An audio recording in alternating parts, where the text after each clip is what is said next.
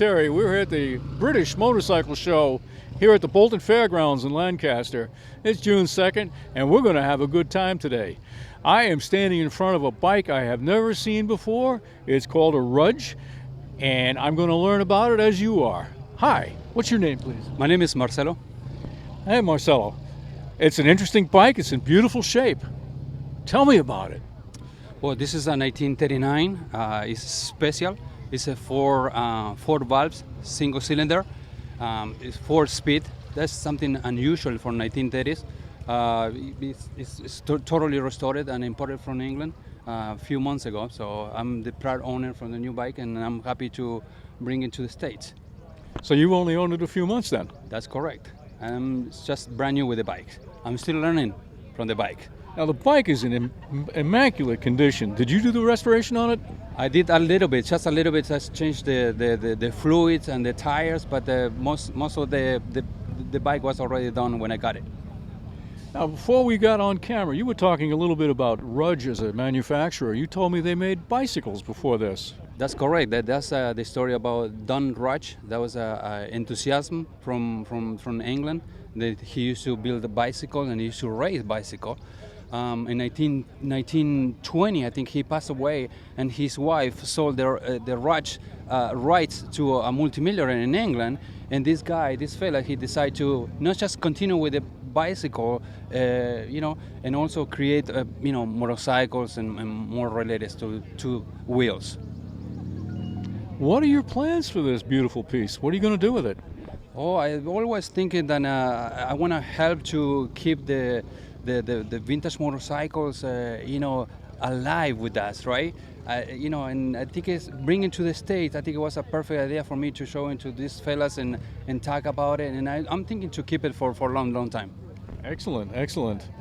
Well, thank you very much for taking some time out with us. Welcome. I hope you enjoy the bike.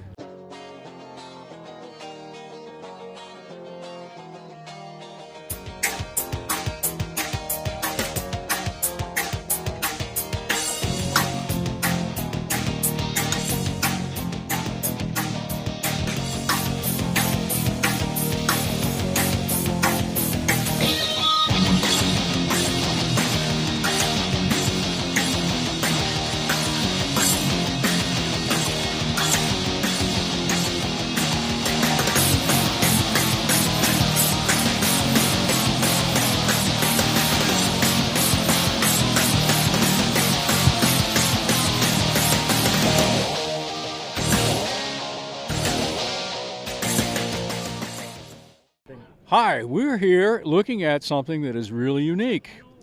On the inside of this bike, it says Honda. On the outside of this bike, it says Rickman. And I'm kind of curious, as you probably are as well, what makes this bike unique? Hi, your name, please? Graham Day from England. Graham Day from England. Graham, would you tell us a little bit about this interesting bike? Yeah, the Rickman brothers started a company making frames for various Italian and Spanish motors for motocross back when it was mostly 4-strokes and they were utilizing 2-stroke engines. And then when that market started to fade because of the Japanese infiltration, they started making frame kits for contemporary bikes. So this is a Rickman CR, and they made these for Triumph Twins, Honda 754s like this, and Kawasaki 900 twin cams. And the idea was that in a weekend you would buy this rolling chassis, take your donor bike, transfer all the parts over, and basically have a race bike for the street. Okay, now we understand how it came to be. How long have you had it? I bought it 6 years ago and was collecting parts for several years. It wasn't a complete rolling chassis that I purchased, and then I had to find a donor bike. But then once I'd gathered enough parts to really get started, I spent 2 years on the final assembly, and that was completed about this time last year. So since the rebuild, I've got about 400 miles on it. It behaves very well. So you and the bike are just getting familiar. How does it handle being a hybrid? It handles perfectly. It handles better than I can find the limits of. Well, that's good. That's good. What are your plans for it for the future? It's something that I wanted when I was a teenager, and it's taken me all this time to perhaps get around to it. Not the best idea since it's quite uncomfortable, but I want to keep it. It's something I've dreamed of for so long and worked on for several years, as I said. So that's one more thing off your bucket list. Excellent. Thank you for taking the time to talk with us today. We're going to take a good look at this bike and be on our way. Thank you. All right, thank you.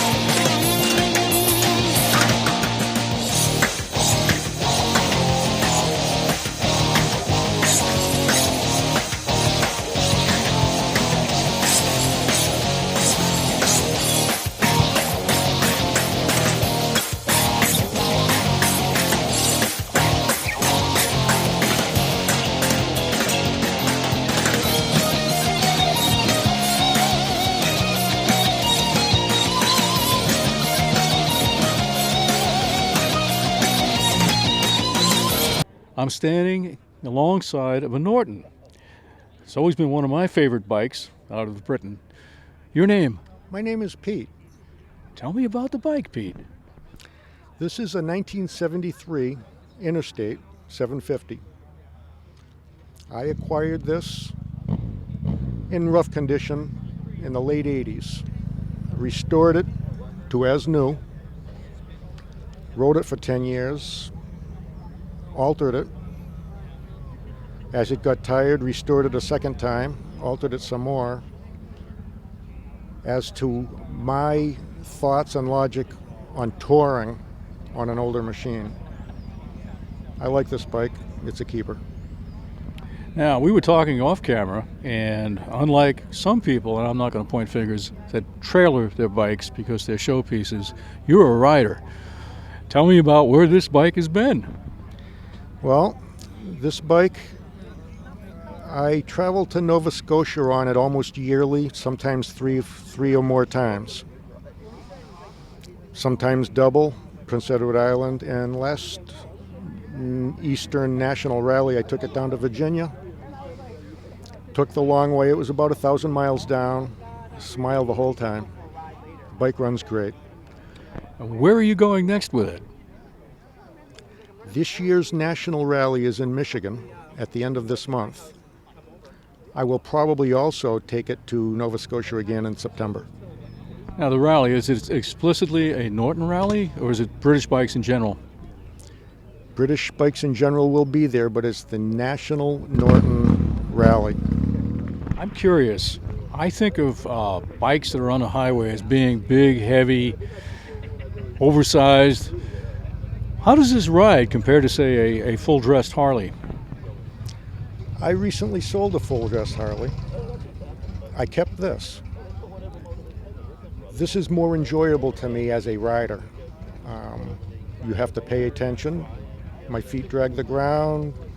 The brakes aren't current, although you can see I've modified this. This is more of a mind game than a modern machine, and it's far more rewarding. That is an interesting comment. Well, listen, I want to thank you for taking time out to meet with our viewers. And like they say, keep the shiny side up. Thank you for having me. Have a beautiful day. Thanks, you too.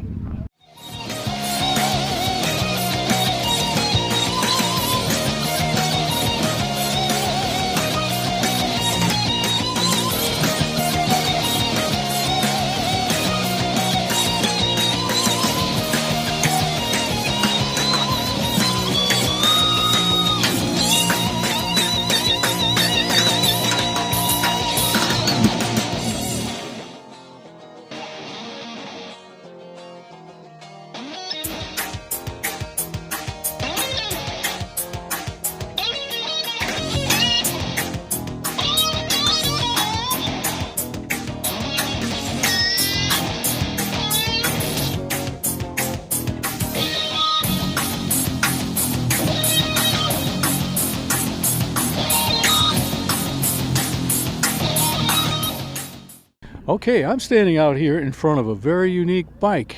Your name? Mike Conti. Mike, tell me about this bike. Sure, I've had this bike since 1979. I was 17 when I got it. It was a chopper already when I bought it. It was kind of a rat bike. Ran it for years, and then I put it away for like 25 years. Took it back out in 2012, did a frame-off restoration. It's a 1969 BSA Thunderbolt 650 motorcycle.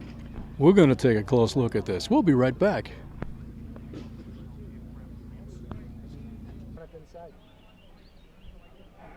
Say 650 Thunderbolt. I like the pipes you have on it. I bet it's got a nice crisp bark.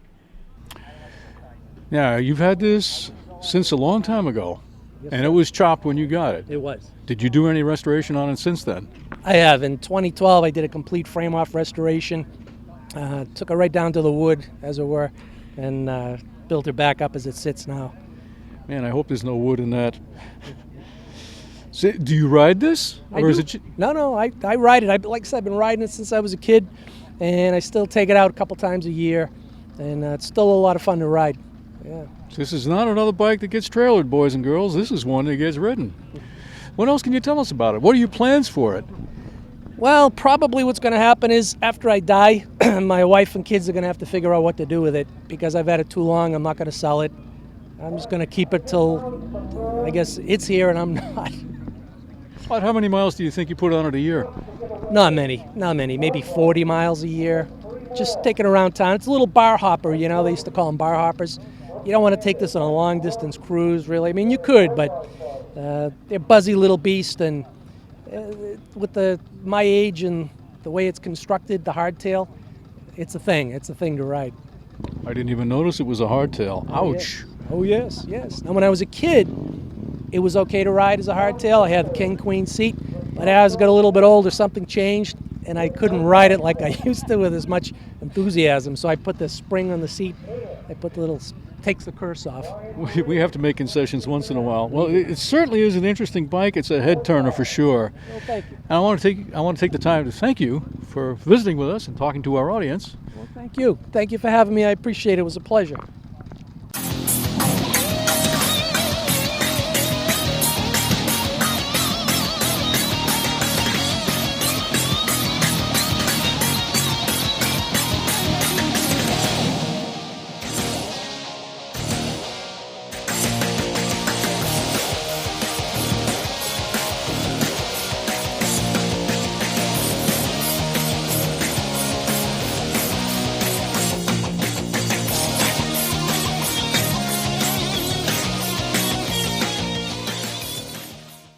Okay, I'm standing here in front of one of the newest Triumphs around. It has an entirely new look and a new stance and a new posture.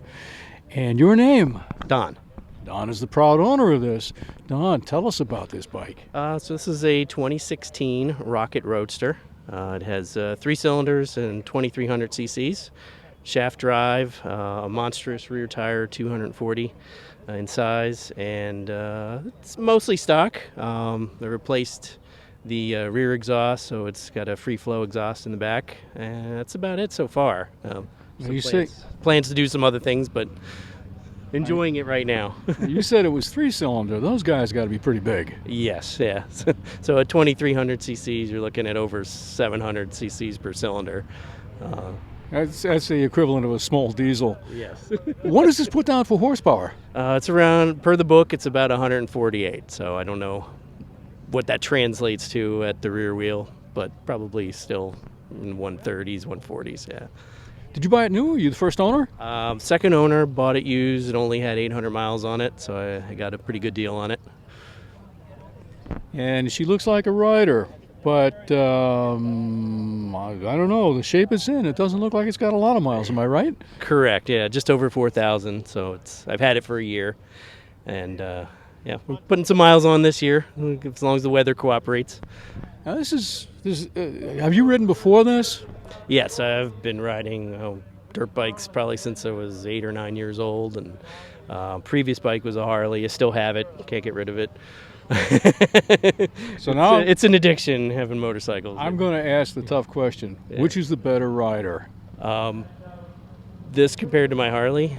That's correct. Oh, definitely the Triumph. Yeah, yeah. It's a big, heavy bike, but it handles like a sport bike. It's ridiculous. Yeah. Well, there you have it, folks. A Triumph over a Harley. And I can see why. I thank you for taking the time to visit with us and our audience and enlightening us. It's very, very impressive. Thank you. Appreciate it.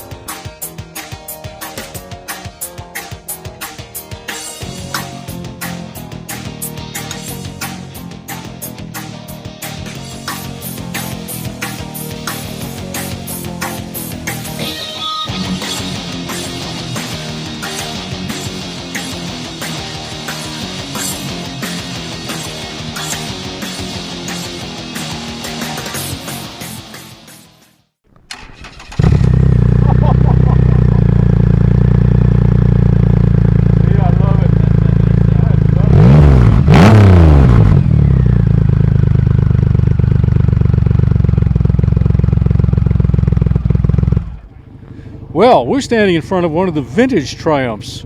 Your name? George Mackey. And George, what year is the bike? The year is a 1970. Are you the first owner? I'm the third owner, actually. Yep. And have you done a restoration on it? What's that? Have you done a restoration on it? Completely restored. As of when? 2 weeks ago. The drop in. When I went to Nova Scotia last year, I picked up a little salt water in it. The spark plugs were a little, we had to do the whole top end. So I spent the money, and I had a knee operation, so I may sell it because I can't kickstart it anymore. I've had 12 motorcycles, and I also have a ST 1300. But this bike I bought because my son was born the same year this bike was made. As you notice on the front of it, it says BGM 1970. Brian George Mackey was born that same year that it was manufactured. Had Triumphs growing up in Dorchester with my brothers, and I just love them. I'm 75 now, and I still love them. We did a little video on some of the trophies this bike has won. Can you tell us about those? Sure. I got one from Motor Mania last year, the year before, and I got one in Exeter, New Hampshire, and I got two in Windham, Maine, right near my Fry Island home that I have on Sebago Lake. And the other one was in Connecticut. So I've gone to 6 shows, and I've got five trophies. Interesting. I might get one today. I don't know. You never know. What do they actually judge the bikes on? Well, they originality, original parts, how well it was maintained on, and comparison to other ones. There's not a lot of them left now, so this is a pretty good show. They got a lot of the best bikes here. It's hard to win here. What kind of mileage has it got on it? I have 30,000 on this. I only put about 6,000 of it on that. But my other bikes, my ST 1300, I've put over 50,000 miles on my last 2 bikes, ST 1300 and my ST 1100. You know, so I've done iron butts. I go to Nova Scotia every year, and I like to ride. I'm retired now, but I'm not as healthy as I was, so I still hope to make a trip to Nova Scotia. I don't have a lot more left, but I'll give it my best. So you are, in the world's interpretation, a serious rider. I used to be. I'm tapering off a little bit. Excellent. Well, listen, I want to thank you for taking the time You're quite welcome. to visiting with our audience and telling us about this classical piece. Okay, thank you. you. Thank you very much.